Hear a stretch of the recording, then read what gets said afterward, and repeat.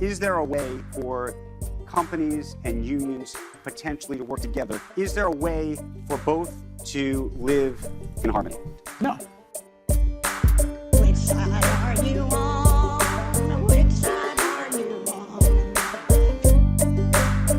Howard Schultz, Starbucks CEO, was interviewed by New York Times for who the hell knows why, and he had this to say about the union. Let's play that clip. We have to demonstrate to our people they can trust us, and we have to show up. Could you ever see doing that and embracing the union as part of it? No. Why not? The primary reason is we are in business to exceed the expectations of our customers. 100 million people come into Starbucks. The customer experience will be significantly challenged and less than if a third party is integrated into our business. And because they're not acting in good faith. because we have a different view. And Aaron, I don't want to spend the entire time in the union. Come on. No, but I just want to understand it, because there's headlines every day about this at Starbucks, but this is everywhere else as well, Amazon and others. But I think there's a focus on is there a way for companies and unions potentially to work together? And given how progressive your company has been, there's lots of people who look at Starbucks. I was looking at the headline: Starbucks is a latte liberal until it's not. Well, It's a mean headline. The National Review, by the way. Not the New York Times. But I say it, I only say it because I think that there's a question: is there a way for both to live in harmony? my belief is that we have built a company that is centered around exceeding the expectations of our people and our customers. And that is the vision we have for the future of the company. Truly amazing. Notice he never explains how the union is going to interfere with exceeding expectations of customers. They never can explain that. And when you listen to the stories, the interviews of these workers who are organizing, time and time again, they are incredibly generous to Starbucks as a company, frankly. They are always talking about how they want to do right by their customers. They want the store to be positive in the community. So it's completely contradictory to what's actually happening. And I agree with Strom's comment in the chat that his business is to extract surplus value from the labor of the workers in Starbucks and the workers who helped grow the coffee beans, the workers who helped ship these items there to Starbucks all along the chain. That's the business, to make a profit. Yeah, whether customers are happy about it or not is secondary, and it only is a factor to the extent that it maintains profits. And everybody that is reporting on this campaign, that has knowledge of this campaign, is amazed at how worker-led it is. And you can just look at the letters that are being sent out. Like, that's not common to have letters that are signed by the entire store, the entire facility for an organizing campaign sent to the CEO. Like, that's not a common tactic, and that they are willing to put their name to paper before they even have an election is a serious sign about how worker-led this campaign is. And so the idea that he, especially in this campaign, is trying to third-party these workers is amazing. Isabel Loveridge on Twitter said, quote, "I order the inventory you profit off of. I do the dishes after we make thousands of dollars in just a few hours. I de-escalate situations in your store to keep your people safe. And I am a leader in the labor movement. I am not a third party." Howard Schultz. Hell yeah. They want you to visualize, I guess, some Jimmy Hoffa figure in D.C. or New York or Chicago pulling all the strings here. Right. Sorry, this is actually grassroots. This is actually coming from working people.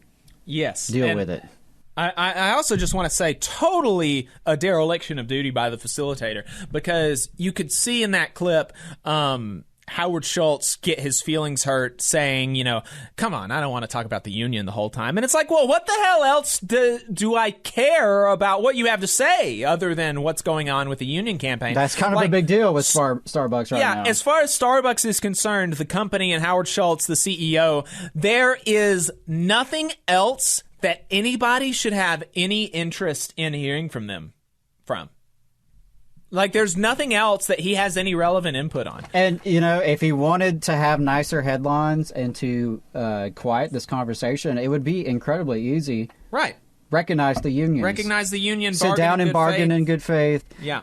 It's really not that hard. You don't...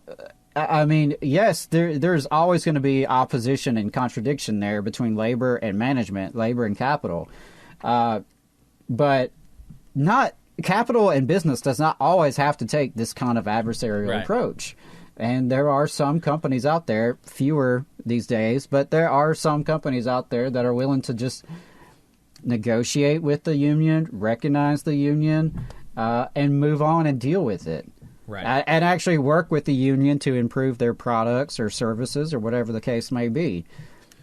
Because the union is the workers, so that's what you have to do. Is you have to, you have to work with your workers to actually make the product. And the idea that the facilitator just let it go. Like I went to the interview on YouTube because I wanted to see if there was anything else after that clip, but there's not. There's nothing else that the rest of the thing they're talking about just inflation and politics and Joe Biden and Janet Yellen and like who gives a shit? I don't care what Howard Schultz has to say about inflation, generally speaking, as a phenomenon. Like, who cares? And the idea that the facilitator just let it slide like, oh, no, Howard Schultz is getting his little fifis hurt. Like, I'm going to stop talking about this. Like, who cares? Well, the business press and really the media more generally, they treat these folks as if they are our version of nobility. At least over in the old world, over in Great Britain, they still have titles. They have their fancy titles and distinctions of nobility. Here, they just call them CEOs. And we're supposed to be concerned about what their feelings are and what they think about matters of the day.